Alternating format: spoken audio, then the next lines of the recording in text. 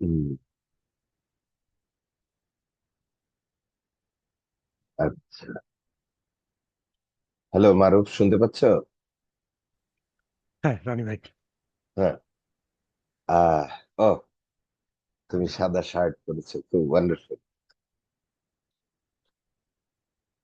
আচ্ছা, এখানে দেখতে পাচ্ছি ওই যে খুলনার যে শ্রদ্ধেয় শিক্ষক প্রফেসর আনোয়ার হোসেন স্যার, আনোয়ার হোসেন স্যারও গেছেন। কে? স্যার, আসসালামু আলাইকুম।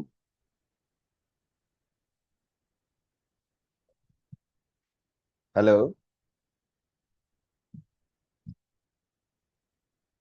তারপরে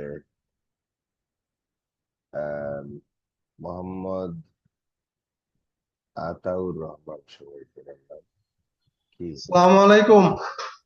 জি, জি, সালাম আলাইকুম, সালাম আলাইকুম।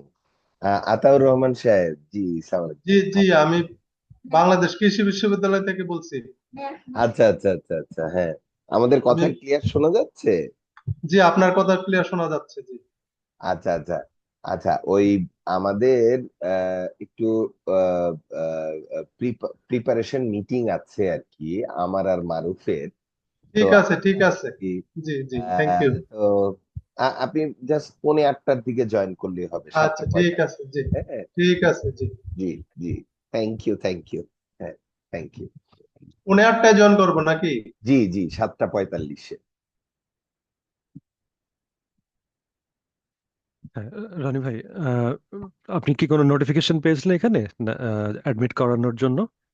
হ্যাঁ, হ্যাঁ, হ্যাঁ, আচ্ছা, তাহলে notification। আমরা হ্যাঁ, আমরা আর অ্যাডমিট করার জন্য আর হ্যাঁ, তাহলে অ্যাডমিটটা এখন করবো না।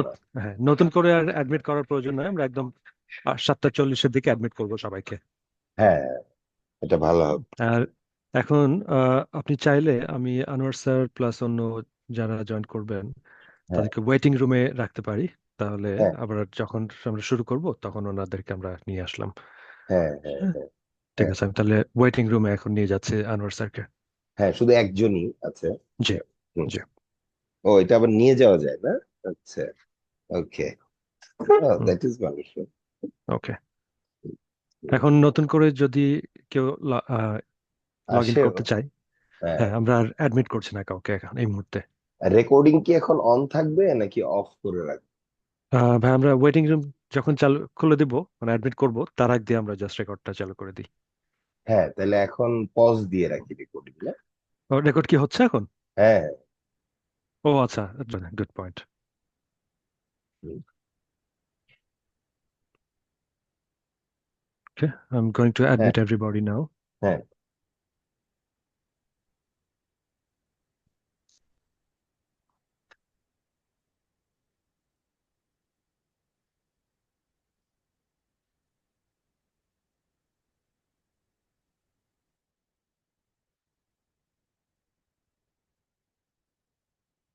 হ্যালো সাজেদা আপা। হ্যালো রাসেল ভাই। Hello. Hi. হাই, কেমন আছেন আপা? Hello. Hello. Say it again. আহ রাসেল ভাই, hello.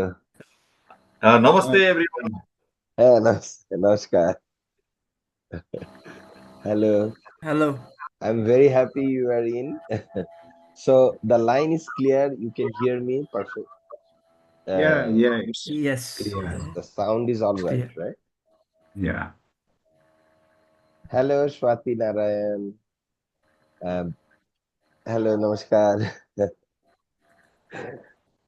So the sound is clear and everything fine. Hello, Yes. Swati. How are you? Namaste. Right, right. Satyapa, please unmute. Oh, I'm so sorry.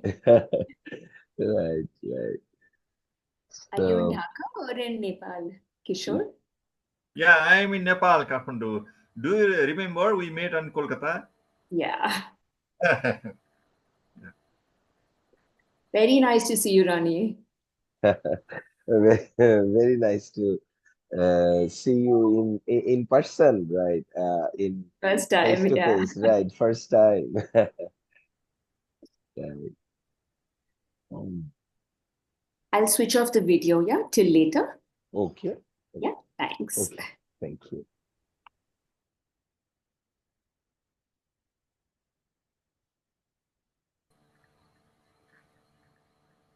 So, Roni, sir, how are you?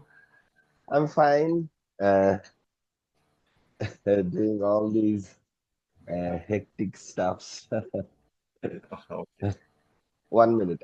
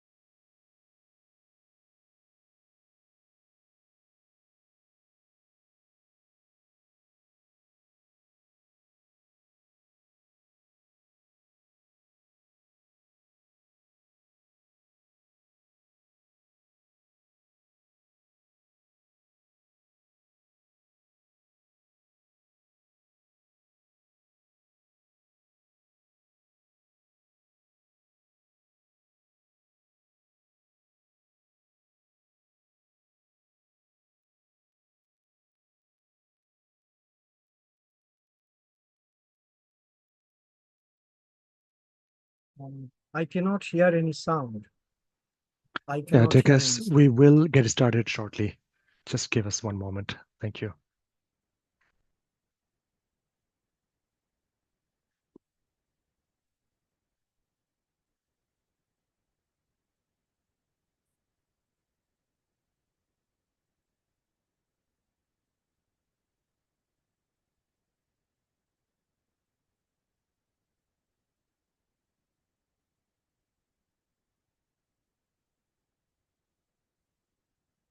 Okay. People are still joining in, so we'll get started shortly. Just give it a couple of minutes to everybody. Thank you.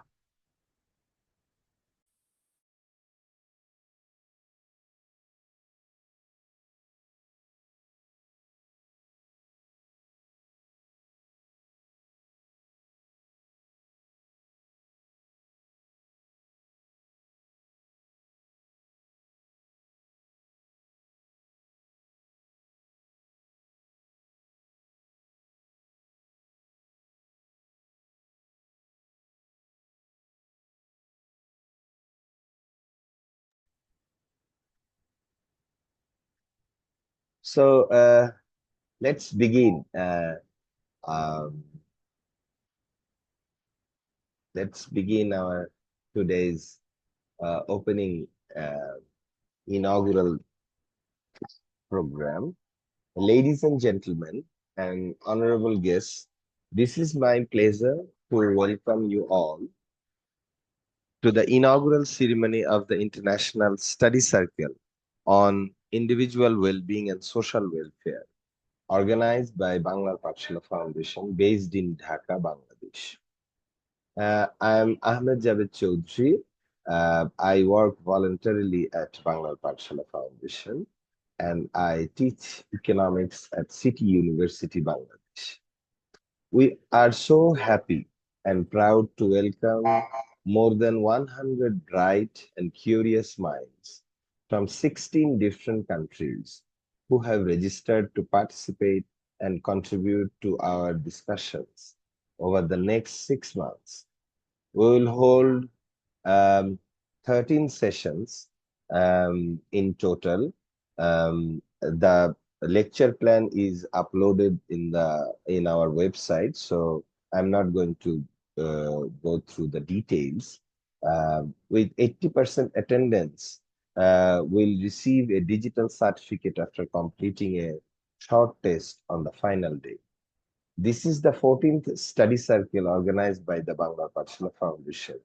Our foundation journey started in 2009 with the dream of establishing a knowledge-based society.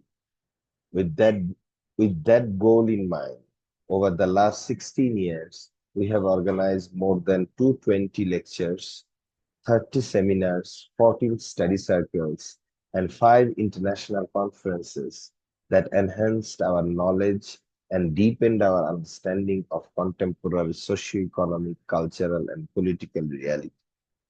Our focus has always been getting the young students and scholars of Bangladesh to connect to connect and collaborate with national and global thought leaders and subject matter experts. Banglar Pathshala Foundation is completely an apolitical organization. We will hear in detail about the study circle itself from our convener, respected Dr. Prashant Kumar Patnaik sir from UCR, University of California, Riverside. He's now retired emeritus professor of economics there in a few minutes. But before that, let me share the plan for today. Shortly, I will introduce all the respected guests who have joined this ceremony today. We will hear from our speaker sponsors, our keynote speakers, and discussants over the next couple of hours. However, I want to mention that Professor Amartya will kindly join us as the chief guest today. Through a mail, he informed me that he will join at 8 and will tentatively leave at 8:20. And the moment he joins us, we will switch to listening to his speech.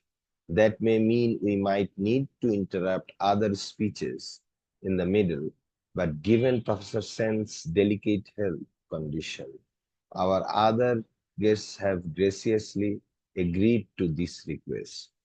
Now, without further ado, let me introduce to our honorable guests and sponsors present here today. Today's guests, uh, today's inaugural program will be by Professor Amartya Sen from Harvard University, Nobel laureate in economics. The today's chair is Professor Rehman Subhan, Chairman, Center for Policy Dialogue, and distinguished economist of Bangladesh. Welcome address by Sir Nasim Manzoor from Mutual Trust Bank PLC. Special guest, Professor John Drej. He is an honorary professor of Delhi School of Economics and visiting professor of Ranchi University. keynote address by Professor Sabina Al-Khairi, Director, Oxford Poverty and Human Development Initiative. Among our discussions, there are 3 discussions. Ms. Swati Narayan, author of Unequal book, the Why India Lagged Behind Its Neighbors, and she is Associate Professor of National Law School of India, University, NLSIU, Bengaluru, India. Dr. Sajida Amin, Research Advisor of Sajida Foundation, and Mr. M. Saiduzzaman, former Finance Minister of Bangladesh. And as I said before, I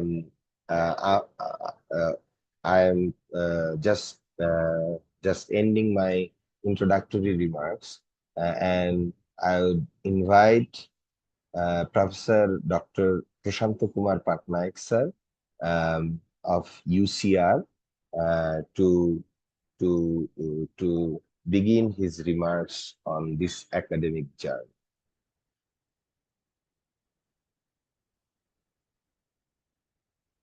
Patnaik, sir. Ronnie, I think Sir has not joined yet, if I'm not mistaken. Um,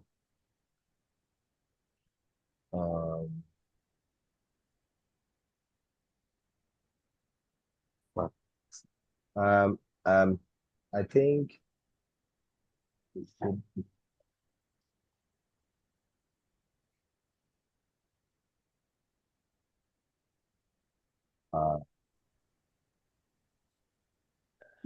Bangla আর CT পরীক্ষা যেগুলো আছে না ওগুলা পড়ো। this time one of Professor, our sponsor, Mr. Syed Nasim Manzoor, have you joined?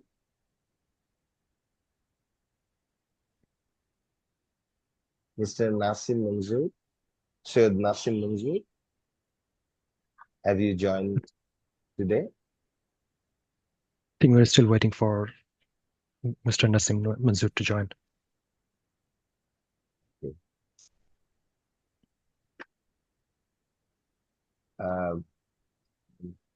I see Professor Sabina Al-Khairi has already joined. So I think since Professor Sabina Al-Khairi is our keynote speaker, I would request her to begin her speech today. Professor Sabina, can you listen to me? Are you Yes, I listening? can hear you. Yes, yes. So may I request you to begin your discussion today? Yes, thank you very much.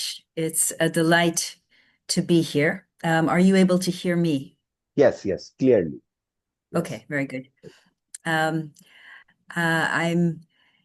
very glad to be here. I'm very glad to look for the interchange. I'm grateful for this study circle with the wonderful guests, to Professor Rahman Subhan, Jean Drez, Amartya Sen, and especially to our chair, Ahmed Javed Roni. It's really a delight to be here. I have planned some remarks, but I'm also aware that we are awaiting other speakers. And so perhaps you could just break in and notify me when they come, because then I can stop so that we could hear their important remarks. Sure. What I understood might be helpful in this juncture would be to have a brief review of Amartya Sen's capability approach, because this is the beginning of a study circle in terms of the concepts. And then second part, I thought I would illustrate, because this is on individual welfare and social welfare, I would illustrate one application of the capability approach in terms of the Royal Government of Bhutan's measurement of well-being that they term gross national happiness. And we would analyze it both a little bit historically, but more in terms of its methodology from a capability approach perspective to see what it was able to encompass and what it might overlook. So that's a little bit of the plan. I'm very happy to be interrupted at any time. I have some slides, so I'll share the screen. But I believe that this is well-known territory, as it were.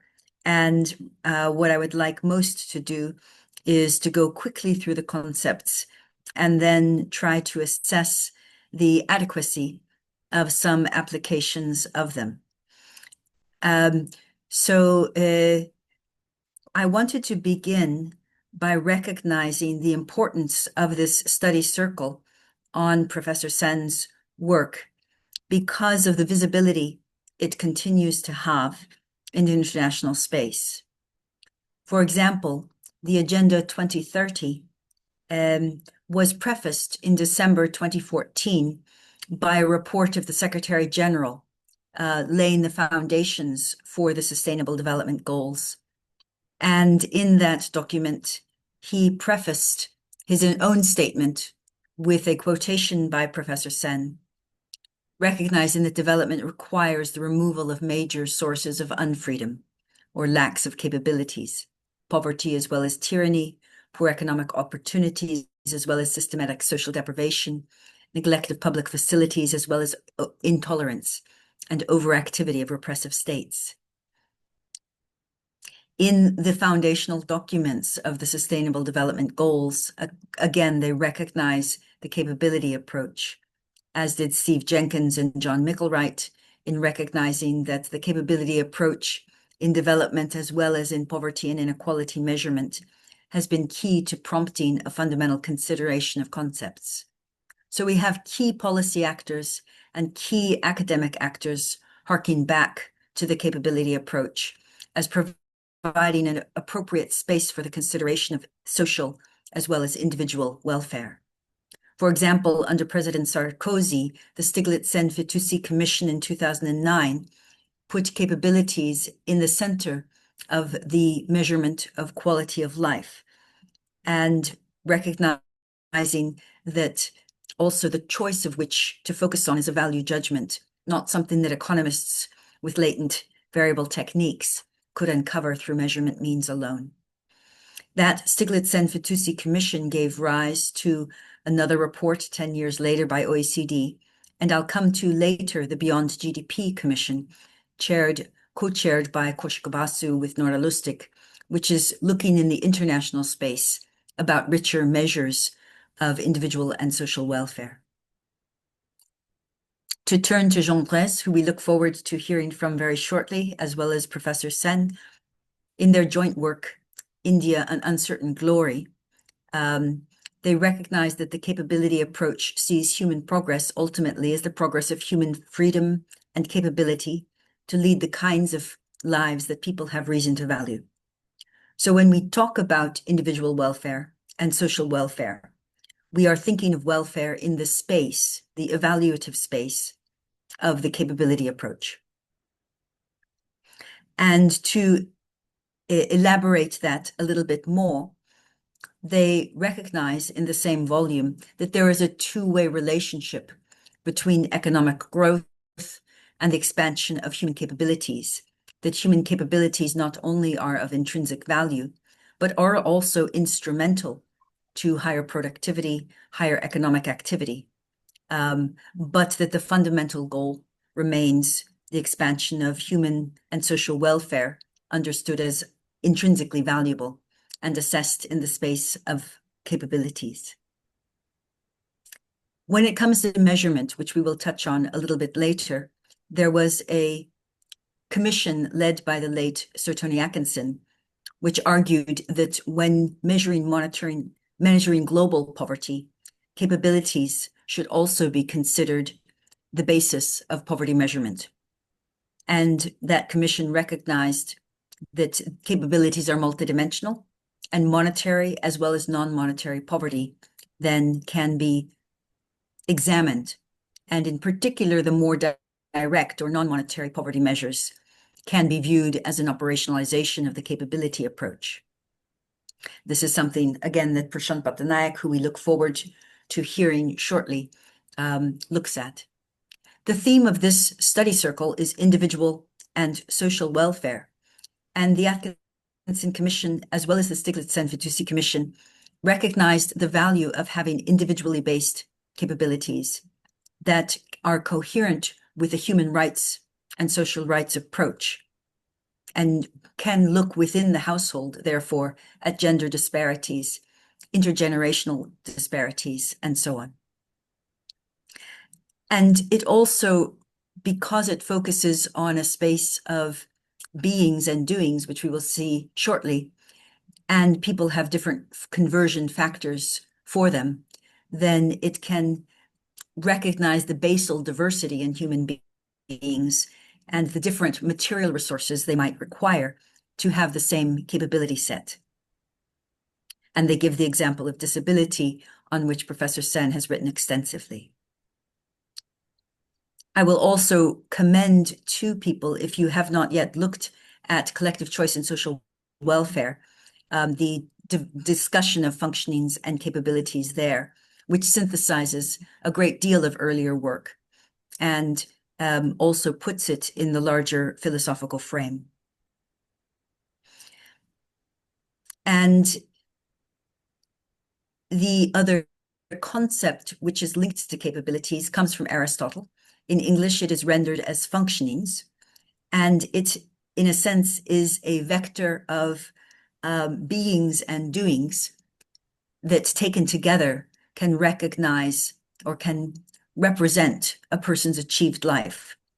And so functionings are, in a sense, of vectors of beings and doings, and capabilities are a set of vectors for those in the space who are accustomed to thinking in spatial terms. And to give some examples, the functionings on which human flourishing or individual welfare and social welfare depend include elementary things like being alive, being well nourished, being in good health, able to move about freely, able to be educated, etc. And so here is the quote and the examples of the combinations of different functionings. Professor Sabina, yes. May I interrupt? Professor Sen has joined. Very us. good. So, as I said, as soon as Professor Sen joined us, we will request him to say something, say his chief guest remarks, and then after his precious remarks, then we will move on to your come back to your speech. Sorry, pardon me for this. Sir, Professor Amartya sir. Yeah, Maru. We're just coming. Okay. Sir, we are all waiting for you, sir. Okay. Thank you. Okay. You're okay. Yeah. Yes. So shall I turn you on? Yeah. Yeah. Hi. Hello, sir. Oh. Hello, sir. Okay, go on. I want to listen what's going on. Yeah. Yes, sir. Sir, how is your health, sir, today? Okay, go on. Yes, sir. I'm listening. I'm listening. Okay. We guess that your presence would be very brief. So, and given the health condition you have, so we are at the point of a keynote speech delivering by Professor Sabina Al-Khairi. So I think I heard Sabina speaking. Yeah. Okay, okay. I interrupted Sabina's speech. I want to hear what she was saying. Okay. So, Professor Sabina Al-Khairi, Professor Sen wanted to continue. You are continuing your speech, so you continue. Sir will listen. My goodness. Okay. Yeah. Please, Sabina. Go I ahead. am simply trying to put some basic vocabulary in which then we can consider movements from individual to measurements of social welfare. So we were trying to review some of the definitions of the capability approach. And we were at the point of looking at the definitions from collective choice and social welfare of capabilities. So just to finish the first remarks, and I will just maybe finish after 5 minutes. It is that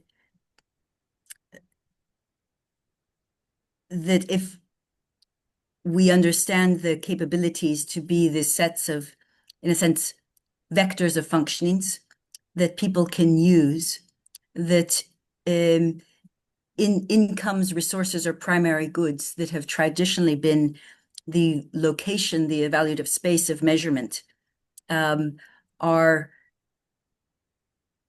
subordinate, that they are preliminary to the measurement of functionings, and that capabilities perhaps cannot be directly measured, but an assessment of the freedoms, the real freedoms people have to enjoy different possibilities of functionings, are also central to the move to consider a capability basis for individual and social welfare measurement.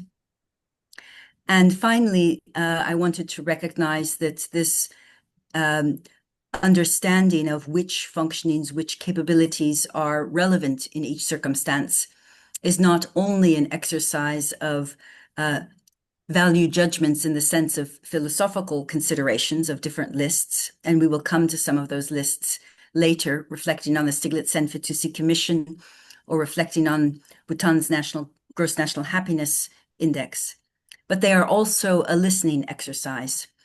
And for example, in the Idea of Justice, 2009, Professor Sen wrote that what tends to inflame the minds of suffering humanity cannot but be of immediate interest, both to policy making and to the diagnosis of injustice. So what I will do in just 3 minutes, and then perhaps turn it back over to Professor Sen, would be to share just 2 aspects of the relationship that I would wish to explore between capability approach and gross national happiness in Bhutan. And I do so in the first very brief section, thinking about timing and thinking about the concepts in a very light way. And then after Professor Sen's address, we will go back to looking at the measures that Bhutan has undertaken.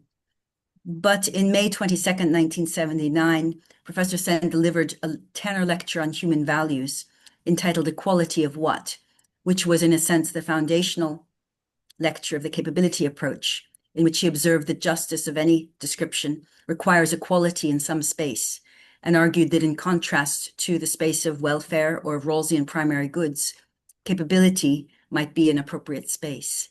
In the same year, a few months later, the young 4th king of Bhutan, born in 1955, recognized that gross national happiness is more important than gross national product. And the concepts of capability and GNH are distinct, but it is interesting to trace their history over overlapping time periods. GNH does not have an articulate conceptual framework, yet both concepts are intentionally multidimensional and discuss the elements requiring value judgments rather than statistical techniques to obtain the weights. And both very much contrasted the approaches with growth. I already quoted GNH being more important than growth, and of course, growth being the objective, the means for which capability expansion is the end. But in the case of the capability approach, the focus was on developing an evaluative space for development, and G&H was focused on an aim of policy for collective welfare. But both went beyond the traditional human development dimensions to include culture and others. And both are not standalone concepts. Well-being, agency, and freedom require plural principles, concepts of process, as well as opportunity freedoms. And the G&H also goes alongside different virtues and reciprocal practices. And in G&H, there is no aim or ability to measure the final outcome of, in a sense, whether capabilities are realized. But the aim is to assess whether policy has created the causes and conditions for such well-being to become apparent in people's lives. And so similarly, there needs to be an exercise of agency or phronimos or practical reason, dialogue, and principles to advance human development. So I think it's a good place to pause and hear others' reflections and come back later to the measurement issues. Thank you so much, Professor Sabina Al-Kairi, for your valuable addition and insights. Now, may I request Professor Amartya sir to deliver his speech, for which we all are waiting for eagerly. One problem in my delivering a speech is that I don't have a speech to deliver. I am mainly to listen to what's going on. Capability as an approach was a departure. And I think that's the most important thing about it. It questioned two different kinds of established lines of thinking. One is to be concerned only with income and richness and so on.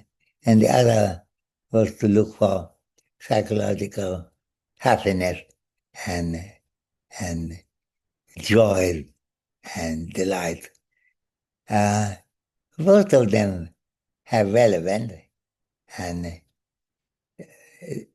except that we have to go beyond them to get a fuller understanding of what is it that human beings have want to seek, and have reason to seek. And I would make a distinction between some of these concerns being important as indicators as opposed to as the end that we pursue. Take national happiness. It's one thing to say that we want to make the nation happy. Now there are as many people, beginning with Robert Nozick, have argued happiness can be generated in many different ways. And it may be not quite right just to be concerned with happiness no matter what. But when happiness is an indication of that things are going well, we have reason to be happy with what has been achieved. Then happiness has another dimensionality, namely it's an indicator of things going well in terms of whatever it is we have reason to pursue, to value, to treasure. I, in a particularly, in a 20-minute interlude, not going to try to break fresh ground, but just point out that we can use the effusive capabilities in diverse ways, either as something valuable in itself and that certainly capability effort provides some ammunition for. On the other hand, it also gives us ways and means of thinking about how to deal with what is it that human beings have reason to want as a part of the justice of a social system. When that happens, then it takes a rather broader outlook. Now, as I said, I'm not come to give a lecture here. There isn't a lecture to give. But I'm afraid, very well. This is partly age, I don't recommend any of you to become 92, but if it happened, I guess it would be a good thing. But on the other hand, there are concerns that affect my life, which are not entirely matters of volition. They're matters of physical well-being and so on. So I won't linger, I'm afraid, for very long. I have got medical appointments and so on.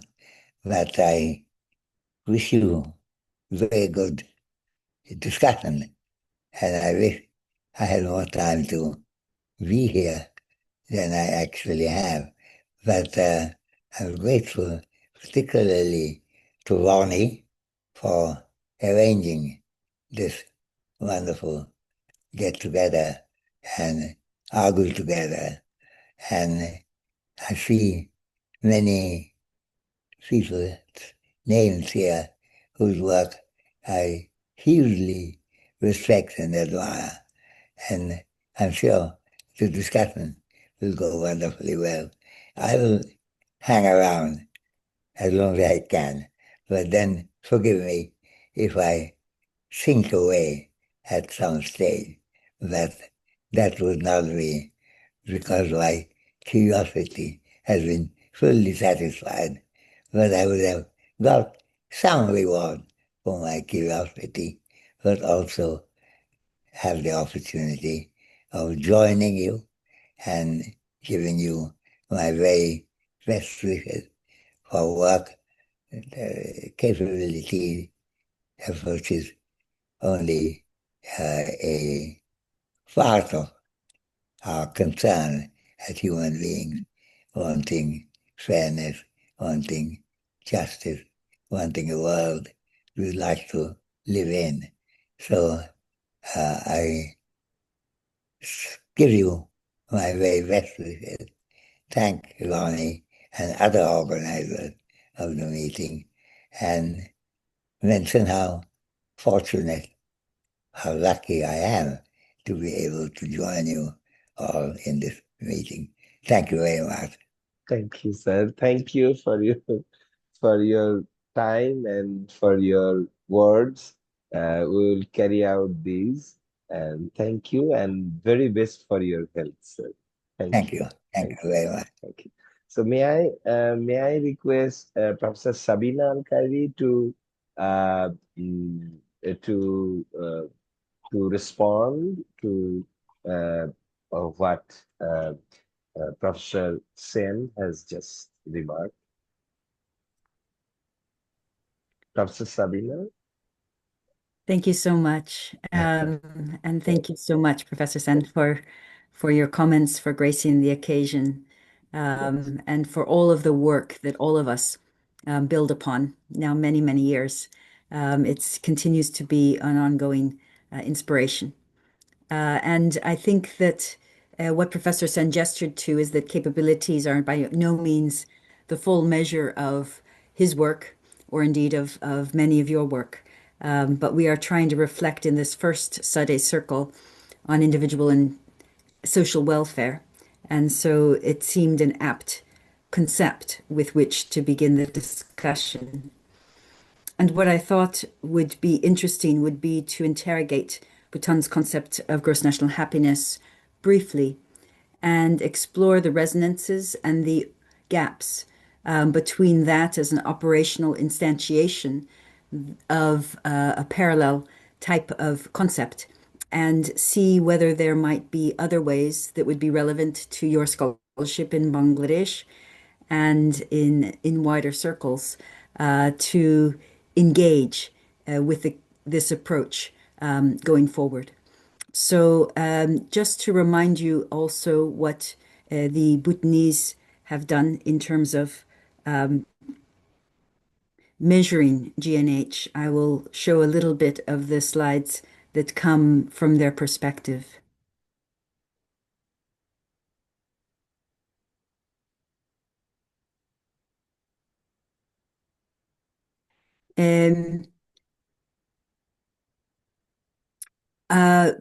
After the articulation of GNH for 20 years or so in Bhutan, the idea was that this concept of well-being was a national goal, but it was not specified because it was carried in the interior lives of the civil servants and of the architects of the country at the time. But by 1998, when, as we know, there was a distinguished award for Professor Sen, there was the first move within Bhutan for democracy, for the National Assembly, and also an outward movement of sharing the concept of GNH internationally. By 2009, when Idea of Justice was published and was the report of the Sen-Fitoussi Commission, there was a recognition in that commission that there is a power in a single headline figure, which Professor Sen had also outlined in the case of the Human Development Index. And in parallel, in Bhutan, there was a recognition that there was need for some kind of overall headline for gross national happiness. So by 2008, the royal government of Bhutan had trialed a national level measure of well-being, and by 2010, they had finalized an official measure that was disaggregated to district level, as well as by gender and by occupation, by age, and other characteristics. There are 9 domains of the Gross National Happiness Index, and it's interesting to read them alongside the domains articulated in the Quality of Life subcommittee of the Stiglitz-Sen-Fitoussi Commission. That commission argued that 8 dimensions should be simultaneously considered when assessing the quality of life: material living standards, health, education, work and personal activities, relationships, the environment, and insecurity. And they are similar to the 9 domains of GNH, but GNH adds time use and cultural diversity and resilience, as well as psychological well-being, but lacks insecurity. The measure in both cases is of interest, as I mentioned early on, and it might be interesting to some in Bangladesh because of the interconnections with the Beyond GDP measurement approach now, which is seeking official measures at the UN agency level to go beyond GDP. The GNH index is the work of a particular government and of a particular set of people, and I share it with their permission as one imperfect experiment that is currently under revision by the government to improve. And I think that's a very important recognition, is that none of these measures of quality of life are final, that they all require ongoing revision, self-criticism, and improvement. But over the period of time since 1998, measurement and policy uses of welfare measures have been active in Bhutan. And the step is to first select the indicators and the domains. And then for each indicator, the question for policy is what is sufficient as a government to deliver to your citizens, knowing that some will want more, but what is the baseline? And these apply to each person, and they can be weighted by their importance. But then recognizing basal diversity, there's not a need for everybody to have everything, but there's a need for each person to have a critical mass of, in a sense, the preconditions of well-being or flourishing. And so they say, in the case of Bhutan, if you have sufficiency in at least 2/3, then you have the causes and conditions of well-being. And so each person can be identified according to the percentage of sufficiencies that they have. And rather than creating a binary, yes, you do or you don't, they have a gradient of well-being. And then that measure is disaggregated to understand what is going well and how this varies across the country, but also what needs improvement and exactly what indicators require adjustment in which contexts or for which people groups. So I won't go much into the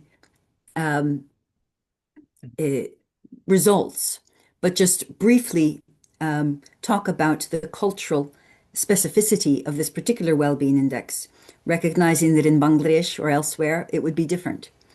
But psychological well-being is not just happiness. In fact, the control ladder is not a part of the GNH index, though it is in the questionnaire. And when it is used, half of the people who are flourishing by GNH are flourishing by the control ladder and half are not. So they are measuring different things, but includes positive and negative emotions, spirituality, and satisfaction with the quality of life. Health includes physical health and mental health. Education includes years of schooling, but also knowledge of community and historical facts like legends, medicinal plants, and values of pro-social types. Time use includes work, sleep, and leisure. Cultural diversity includes participation in festivals that are appropriate for different religious groups, including minorities, and respect of courtesy and etiquette. Good governance includes human services, elections, the extent to which people feel their human rights are recognized and met.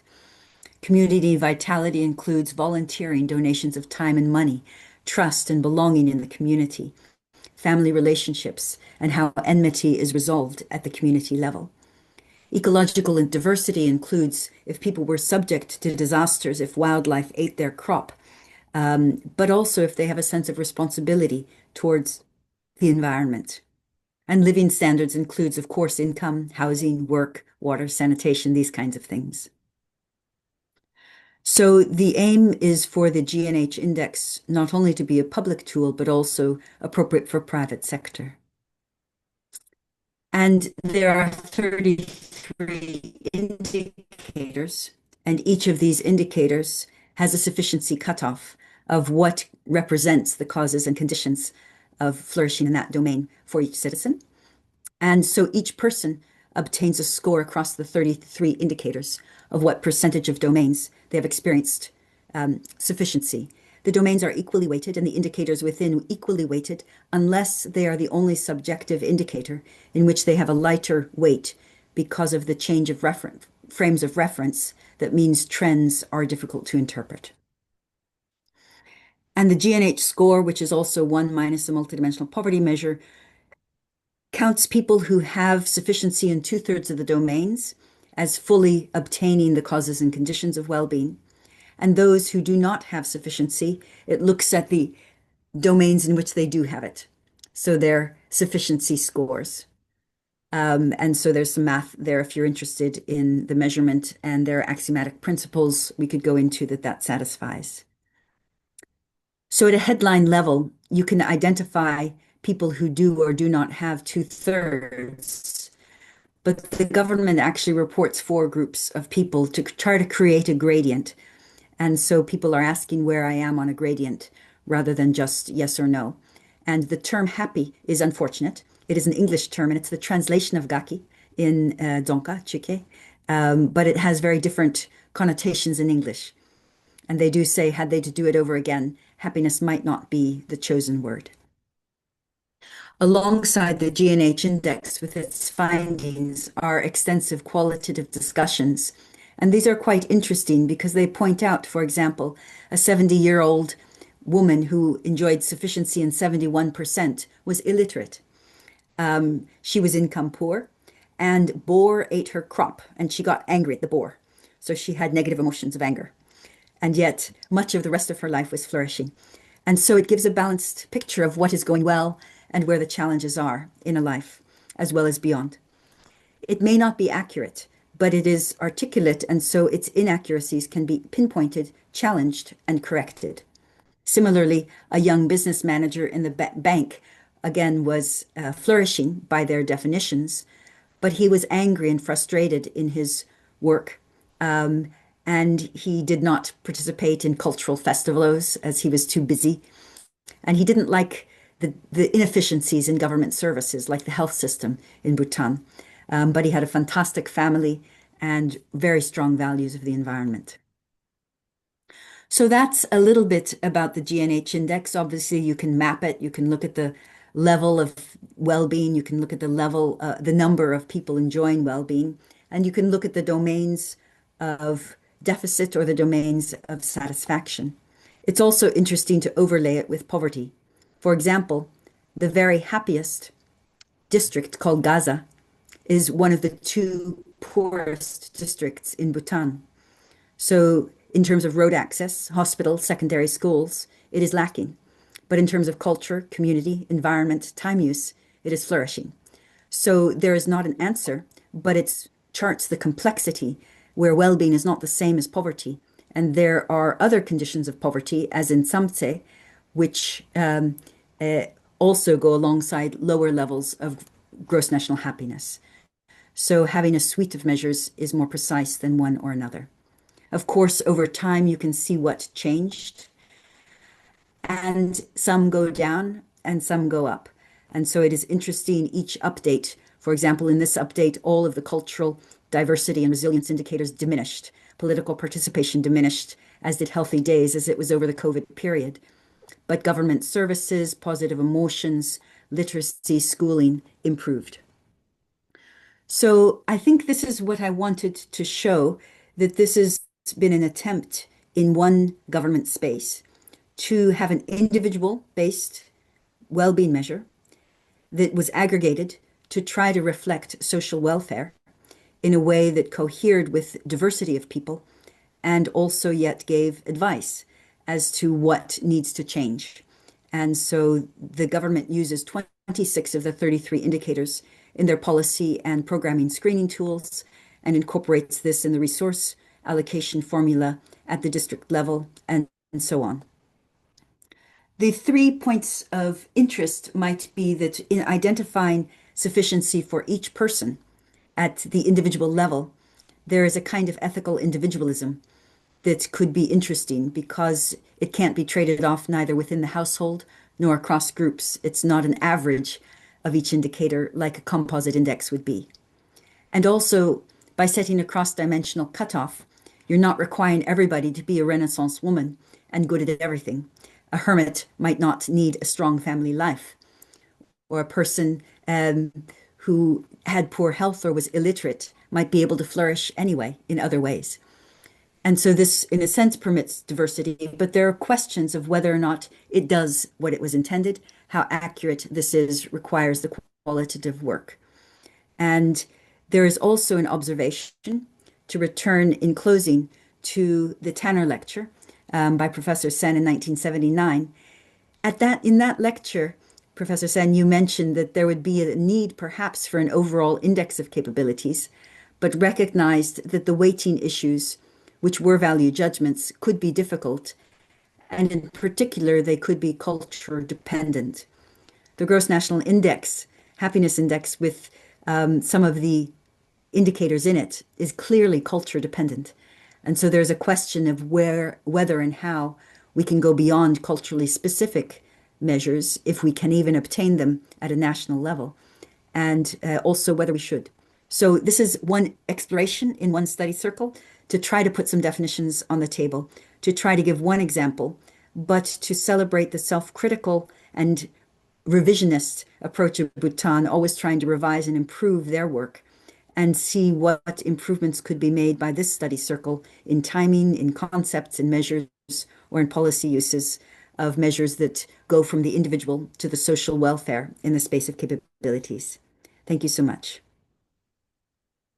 Thank you so much for your very insightful, beautiful, and eloquent presentation.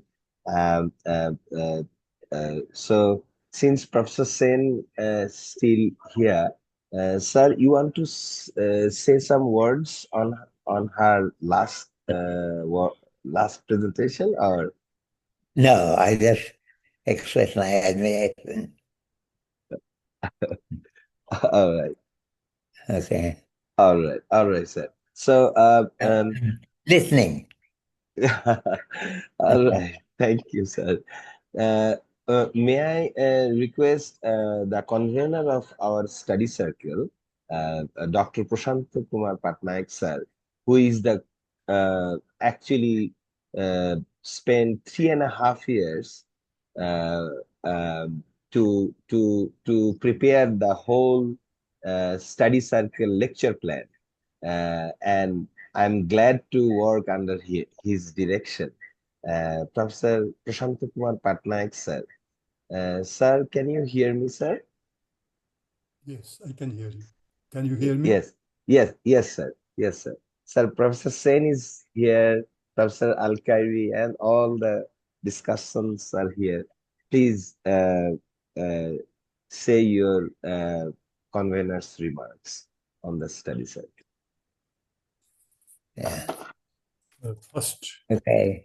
I would like to say how much I appreciate this opportunity to participate in this wonderful program. And throughout, Javed, Ahmad Javed Choudhury, I have received continuous support from him, and I would like to express my thanks to him.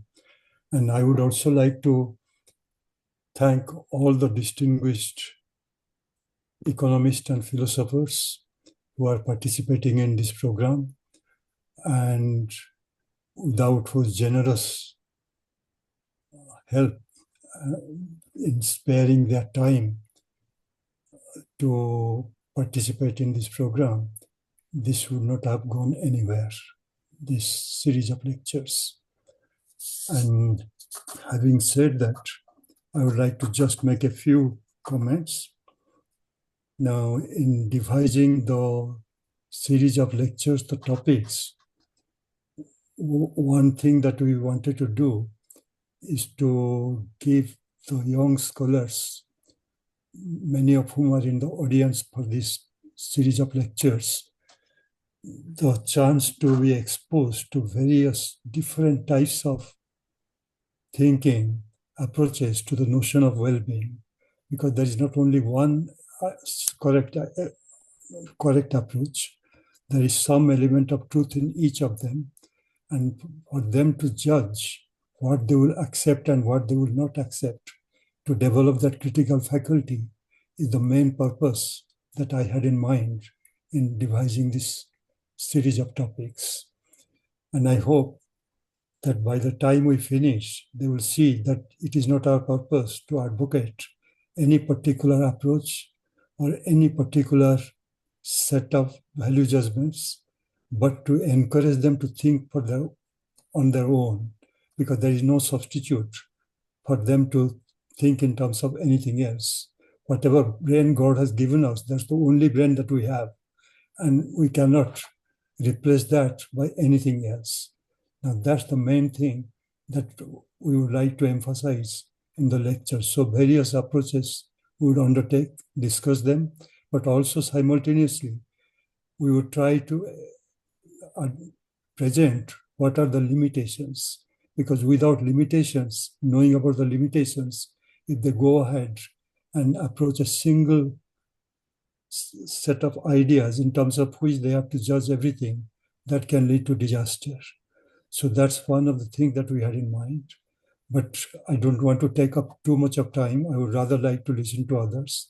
But before I finish, may I take this opportunity to express my admiration for the wonderful talk of Sabina.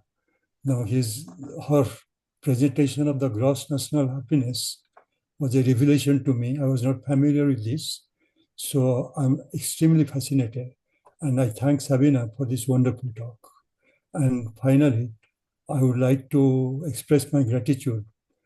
I'm grateful to all the scholars, but I would like to express my gratitude particularly to Professor Sen.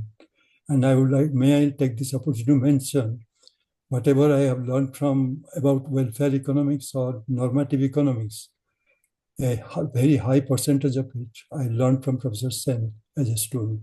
I shall stop there. Thank you. Thank you, sir. Thank you. Now, may I? We should now open the discussion part. But before that, I would like to invite to say some words from our sponsors, Mutual Trust Bank's Managing Director and CEO, Syed Mahbubur Rahman. Thank you very much. In fact, it is such a huge gathering, and Luminary is sitting there as well. And thanks to them.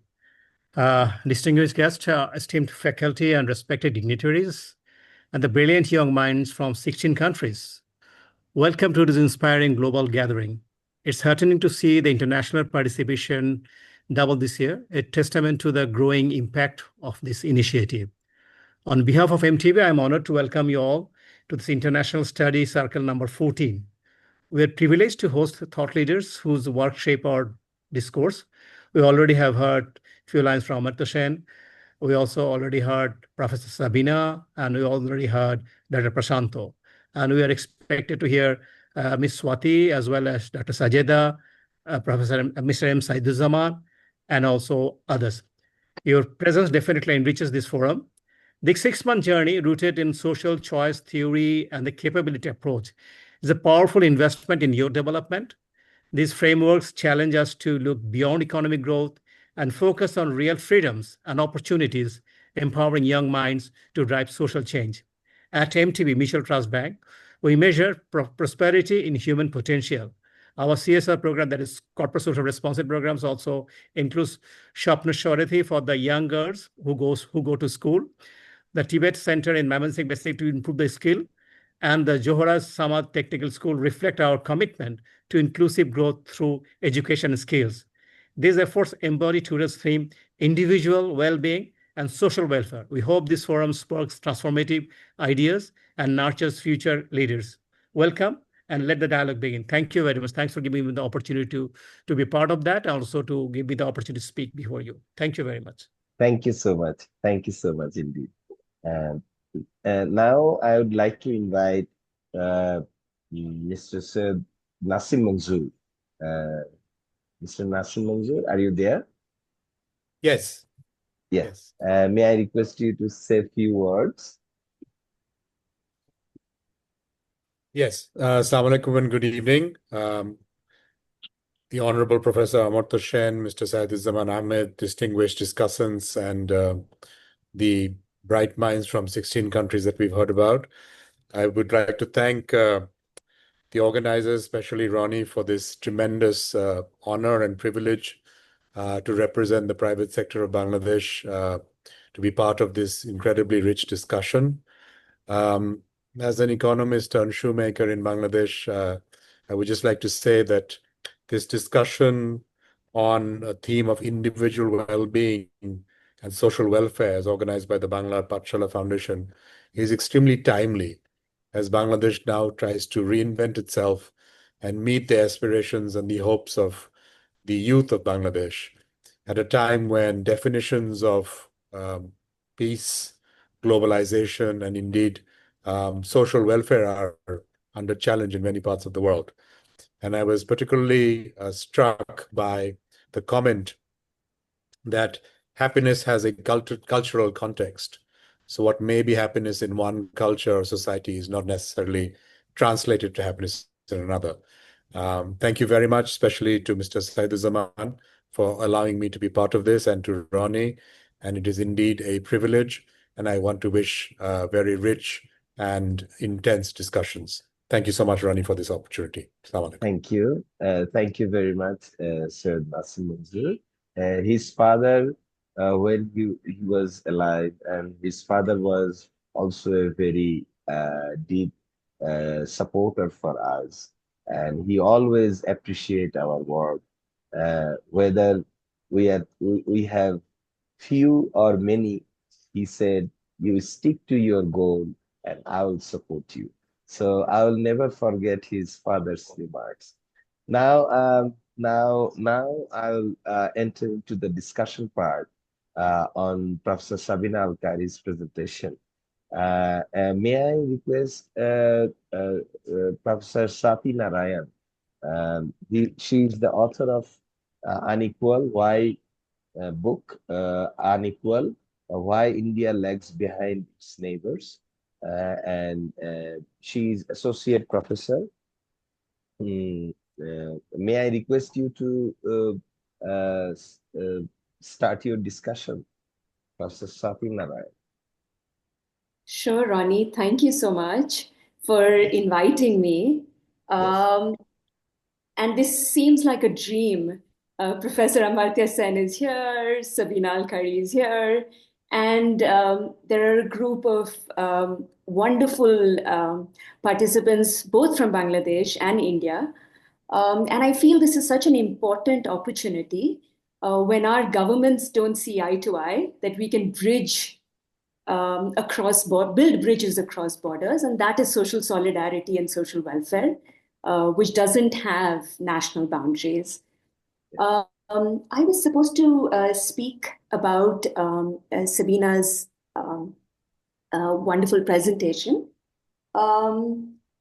But I don't know if he's in the audience. I wanted to thank Professor Rehman Soban because I did my PhD in Bangladesh, and he was so kind when I was in Dhaka. Since Professor Sabina, I wasn't sure what you were going to speak about today, but I'm so glad you spoke about Bhutan's gross national happiness. I had also looked at your other larger work on multidimensional poverty and also the new work on inclusivity premiums. And I was hoping that this will provide a wonderful leap from multidimensional poverty alone to multidimensional inequality, perhaps creating an index in future, because my work largely focuses on inequality.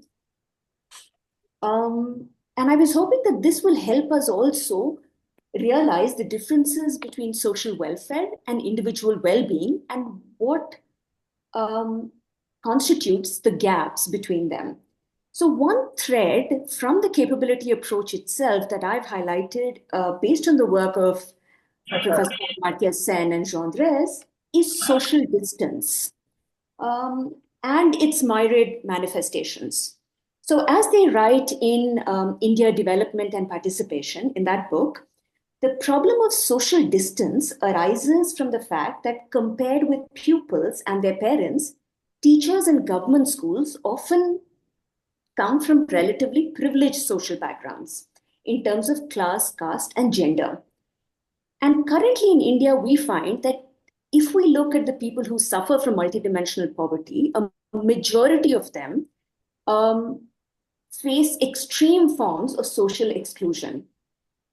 So the wide distance between parents, between teachers who belong perhaps to another caste, community, ethnicity, religion, as compared to poor parents, especially mothers, makes it difficult to foster active parent-teacher association or school management committees. And when the caste of the teacher or the Anganwadi worker is different from that of the villagers that she serves, oftentimes in times of food scarcity, for example, there are perceptions of bias, physical violence episodes, and even a hostile environment, especially in the areas of Bihar that I was analyzing, which are near the Bangladesh border. So teachers are less likely to talk down to their students or their guardians if they belong to the same caste or the same community. Similarly, health workers are more likely to care for their patients if they hail from the same social class and community. And bridging the social distance, preventing elite capture, is what I believe will result in individual welfare and social well-being being in harmony. And one important role that I think will be helpful for our future discussion is Charles Tilley's work on social movements as a form of conscientious politics, which enable marginalized communities to challenge the exploitation and opportunity hoarding done by ruling class governments and elite. So my short work on Bangladesh shows that the three waves of elite displacement due to partitions in 1905, 1947, and 1971, apart from the 1974 famine, enabled elite displacement. In the case of Nepal, there were other reasons. But in India, what we find is despite social movements making gains in rights-based entitlements, identity-based discrimination and inequality remains rampant. So one factor that I wondered whether we could add to the multidimensional poverty or inequality index is about social distance and social exclusion. And the second factor that I felt is becoming particularly relevant in Bangladesh, in India, and also globally is political exclusion, which is happening even in democracies. So for example, in India right now, in the state of Bihar, we are having a strange exercise called the Special Intensive Revision, where we find that those belonging to minority religious communities and women are being mass disenfranchised, and which Professor Yogendra Yadav speaks about, the largest in the 21st century, with 6.5 million voters potentially going to be deleted from this list. And we're challenging it, of course, in the Supreme Court, but this is equivalent to the population of Serbia. So in Bangladesh and in India, what we find is that our democracies are getting hollowed out. And that is resulting, for example, in people being vulnerable to losing their legitimate citizenship, social security benefits, and in some cases, even their liberty. We also are in a time of live stream genocide, where we find that even international institutions are not able to ensure peace and harmony, or even humanitarian law and its enforcement. So while it is wonderful that Bhutan has come up with the concept of gross national happiness, in various cultural contexts, perhaps we need to look at it in different means. In the Indian context, caste would be an important parameter because we suffer from, as Baba Sahib Ambedkar said, extreme contradictions. But perhaps to focus more on both social and political inequality, and with Professor Sabine Alkari's wonderful work, perhaps I would end with a quote by M.K. Gandhi of a talisman that we can all use for public service is recall the face of the poorest and the weakest man or woman whom you have seen and ask yourself if the step you contemplate is going to be of any use to him or her. Thank you. I hope we can move the discussion forward. Very wonderful discussion. Thank you so much, Swati. Now I would like to invite Dr. Sajida Amin, who previously worked in Population Council New York, now is a research advisor of Sajida Foundation. May I humbly request you to begin your discussion? Thank you very much, Ronnie. It's a great pleasure to be included in this really important learning exercise. Like Swati, I was asked to comment on Dr. Alkir's presentation. And I will do so perhaps with quite a different lens from what Swati brought to us, which is that I have recently taken on the role of advising Sajida Foundation on their research processes, and some of the processes we've engaged in will be greatly benefited by our engagement with the Sabina Alkir's work, and I'm really pleased that she spent some time talking about the Bhutan's happiness index. So I will focus, I'll say a little bit about the foundation's work. So the tagline for Sajida Foundation, I think this was formulated maybe 40 years ago, is health, happiness, and dignity for all. And I've always struggled with that tagline.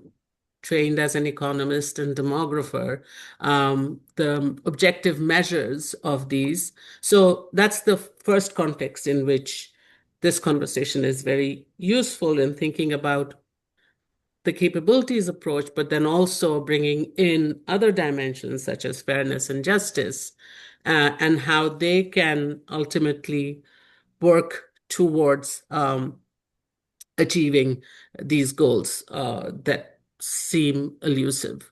So, and I also appreciate Dr. Alkir's very detailed methodological work. And so I think what I will do is formulate a few questions which to Dr. Alkire, which would greatly help us think through some of the central themes that we are working on.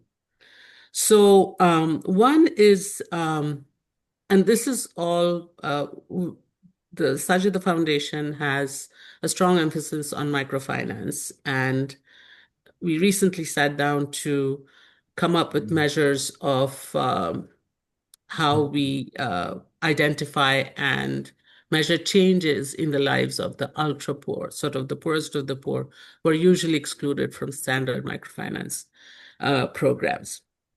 So in that measure, how do we bring in both at a threshold level or as an index elements of psychological well-being, elements of mental health in particular, such that the foundation has a strong focus in its programming on mental health. We haven't yet grappled with questions of cultural diversity, which would also be something that we could usefully think about as we work among indigenous groups. And in ecologically vulnerable zones, which also has a disproportionate representation of disadvantaged groups, such as in the Sundarbans. So I'm very much looking forward to that, but perhaps I can engage with Dr. Alkire can give us a few pointers as to where we would turn. The second is I'm very curious about the term happiness and the notion that Bhutan is rethinking that term. And I was wondering, you mentioned that the reason is that it's not quite the right translation of the Bhutanese word, and I'm wondering what would an appropriate translation be that is preferred over happiness.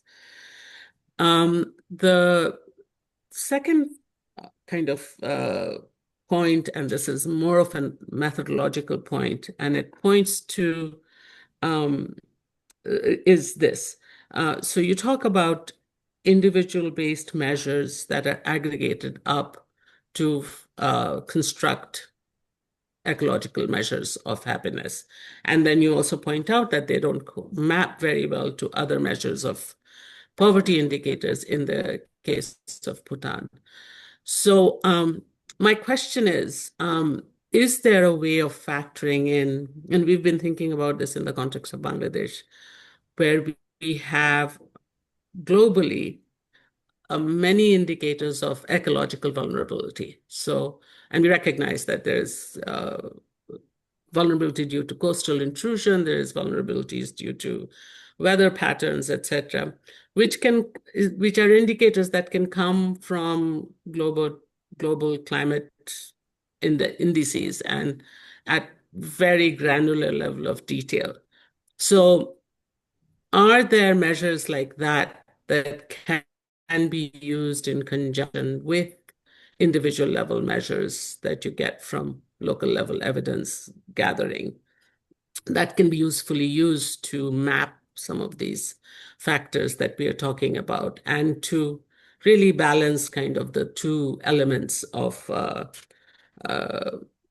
well, to have another approach to this aggregation. My own sense about aggregation, having worked as a demographer and done a lot of multi-level modeling, is that it's actually often very useful to think about different dimensions and to think about individual, community, and ecological measures. And but it's also kind of difficult to to aggregate in any meaningful way. So your thoughts on that would be very useful. I'll end with asking about the notions of cultural specificity and the notions of cultural diversity that one has to take into account in order to address that kind of that set of factors that in the case of Bhutan has been identified as being important to consider.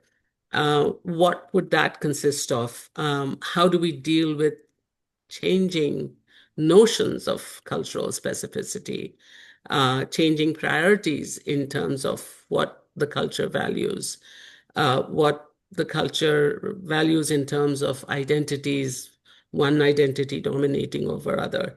So I'll leave you here with these questions, and I look forward to your responses. Thank you once again for including me. Thank you, Dr. Sajida Amin, for your intriguing questions. So I should get back now to Professor Sabine Al-Khairi to respond to all these things, all these important questions. So may I request Professor Sabina? Yes, thank you so much to Swati and to Sajida and to all of you. And they are indeed difficult questions, but I think I will try to attempt some, but basically hopefully to incite a discussion and ideas from other quarters. I think there were three things I took from Swati: a question about inequality measurement, a question about including social connections, and political inclusion.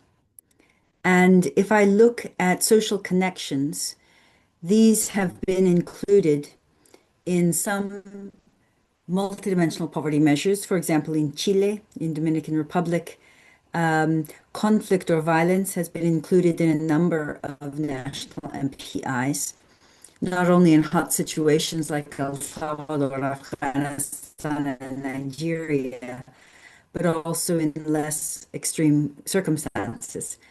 So it is possible, though it is easier to measure the infringement of social connectedness than accurately to measure social capital across different personality types. It's not just the number of friends, but extroverts need more friends than introverts. It's also the depth of relationship and the trustfulness of it. These are challenging. In terms of political inclusions,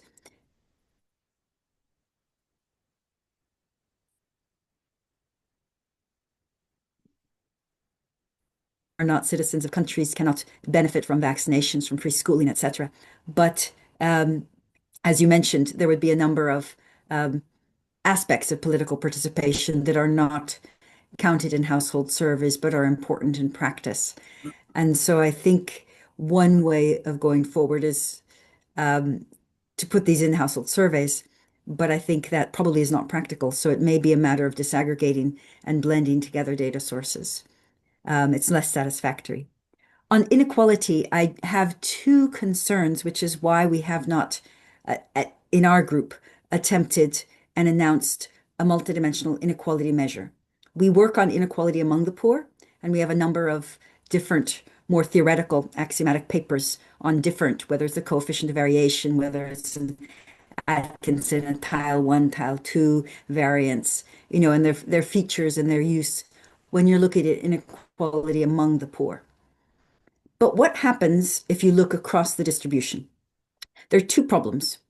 One is if you use a counting-based approach, which is how we create a distribution, you have to be sure that deprivations are accurate and they're not spurious. If you think of Bosnia, 60% of people in Bosnia cook with solid cooking fuel. It doesn't create indoor air pollution because they have very good chimneys and ventilation. The other surveys don't have that ventilation aspect.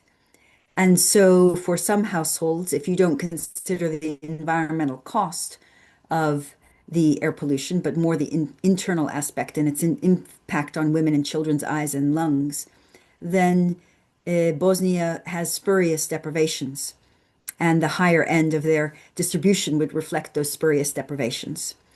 Similarly, if you are a self-made millionaire, but you never completed high school, then you'll be deprived in education. But is that a salient deprivation? So there's one problem with spurious deprivations that might be in a counting-based score. But the other, which I believe is serious, is if you think of income inequality, you go from people who are destitute to the billionaires. It's a vast distribution. So if we want that in capability space, think of relationships. We don't want, if you have one or two friends, we want to think of the Olympic athletes in personal relationships, the couples that are not just with a solid marriage, but where their relationship with its intricacy, its courtesy, its different channels of engagement, interaction, leaving space, interacting with the wider world together, that they've really developed that to a fine art. If we want to look at education, we're looking at Nobel laureates. We're looking at people with great wisdom in human relationship and strategy and management, in memory. And our data don't have them. If you look at housing, it could be decor, it could be gardens, but the billionaires, the Olympic athletes, the Nobel laureates of capability space are not included in our distributions. Without that information, if we do inequality, it will always be quite muted. We're just looking at the bottom of the spectrum. And so that's why it seems that multidimensional measures of inequality among the poor are feasible in terms of the data that we have. But if we want to compare multidimensional poverty, multidimensional capability measurement to income inequality, then we need information on the top of the distribution in many different capabilities, and we lack that. So that's a concern I have, which is why personally we haven't attempted it. It seems too difficult, but others might be able to do it. Turning to the questions from Sajna, which are really, really quite interesting. First of all, I'll take them in reverse order. In terms of culture, that is very difficult because, as you said, different cultural groups have different values, and you have minority groups, so you don't want a majoritarian approach. So you need to think of cultural categories that are applicable across the minority groups as well as the majority groups. So in the case of religion in Bhutan, they wanted something on spirituality, but they have different religions. So they had to figure out concepts that were shared and practiced by the major faith groups and, groups within groups across the country. Similarly, for cultural practices of Driglamnamja, which are courtesy and the ethics, it's not just about dress, but it's about the treatment of elders, and it's about a kind of dignity that inheres in different kinds of relationships. They had to translate this so that it made sense to groups of different language groups within the country. So there's no one best way, but the considerations are exactly as you said. Different generations and different groups have to somehow have a foothold in the concepts of culture that come out, and so that it's not specific to one group to the exclusion of others, or the measure would again be exacerbating exclusion. In terms of the ecological measures, that is much easier. So we are, our global multidimensional poverty report with UNDP this year is on poverty and climate hazards. We've geospatially merged at the subnational level satellite data from flood, drought, high temperature, and air pollution. In the case of Madagascar, we've geospatially merged at the level of household, cyclones and earthquakes and fires in different climatic zones. But you need to figure out the indicators you'll use. But it's quite easy to then obtain the correct information, reshape the polygons in Python, and then merge them into the data sets so you can jointly analyze them. In terms of aggregation, going back to what Professor Sen said in 1990 about the value of a headline, I think we all are, as academics, interested in the granular details of each indicator.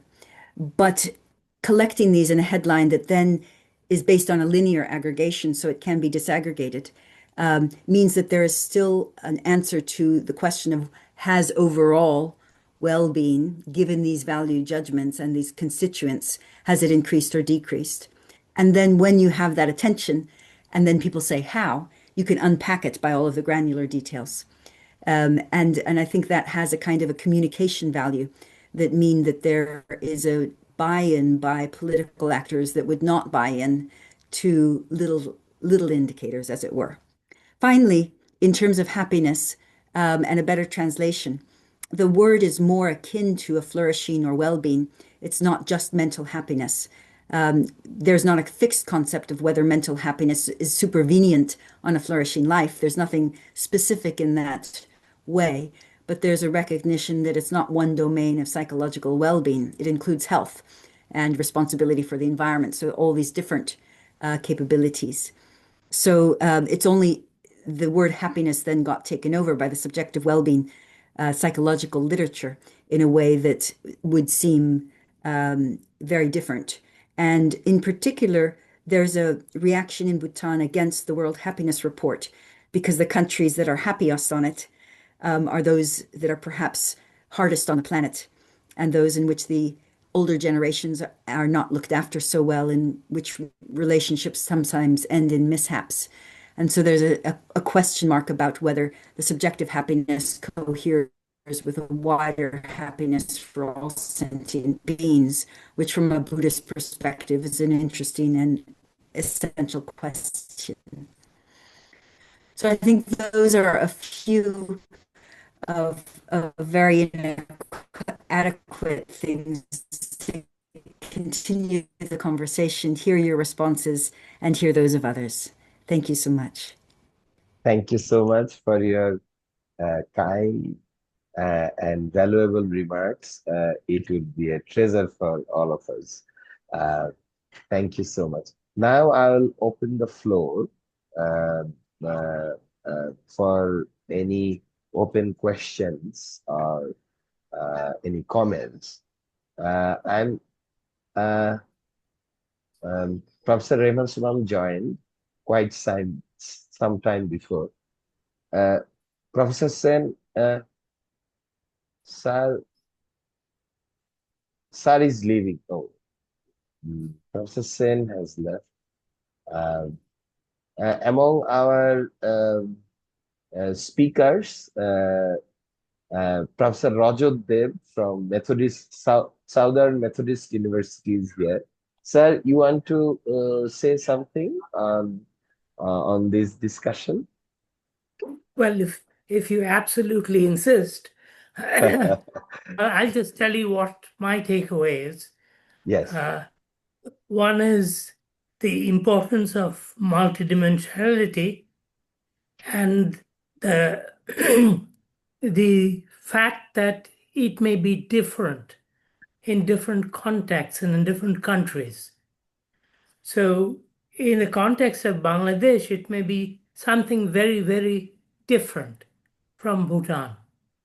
And as to what English word you could use, I would tend to use something like fulfillment. So have you led a life and feel that you're fulfilled? Do you feel constrained?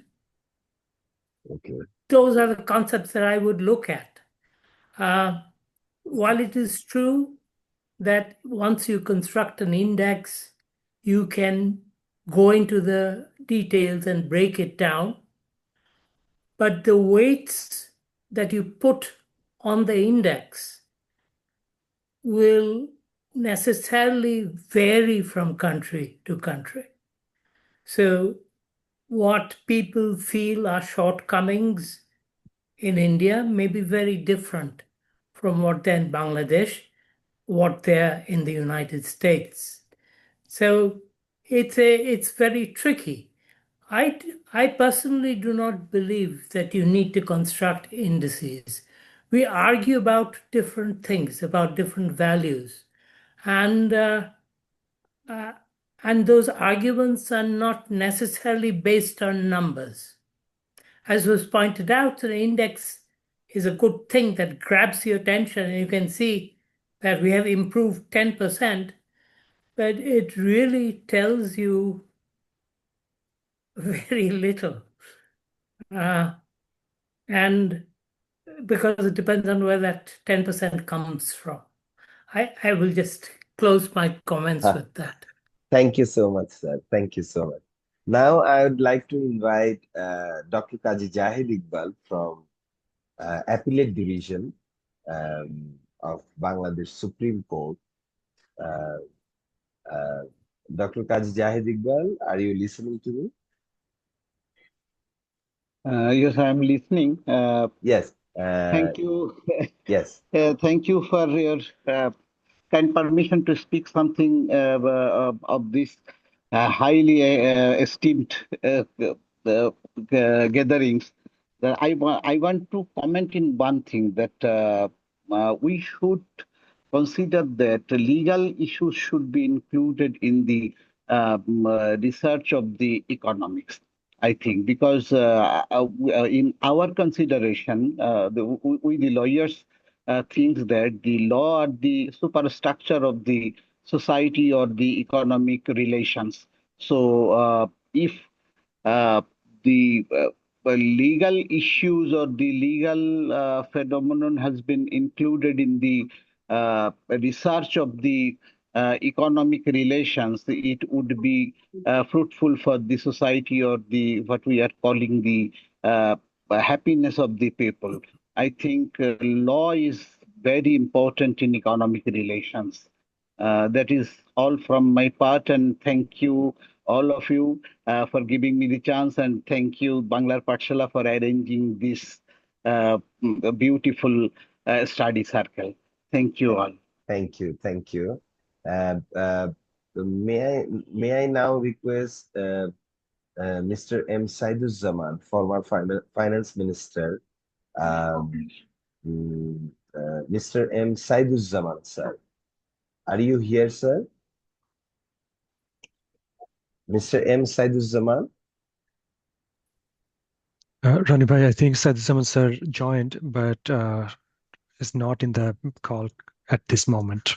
Okay, okay. Let's move on. Is there anyone who could join the discussion? Then our chair, Professor Reman Subhan, is there.